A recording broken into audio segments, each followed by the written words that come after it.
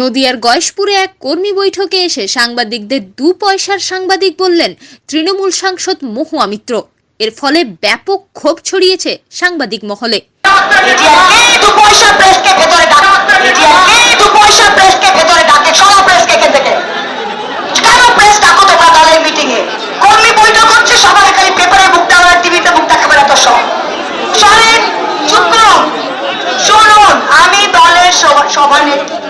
আমি আপনাদের নির্দেশ দিচ্ছি।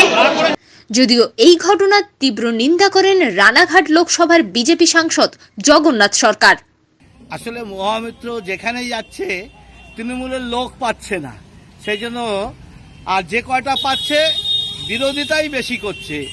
কারণ মহুয়া মিত্রের নির্দেশ তারা মানছে না, তার আচরণও বিক্ষিপ্ত, তার মাথায় জানি না কি চেপেছে, তিনি যাকে তাকে অপমান করছেন।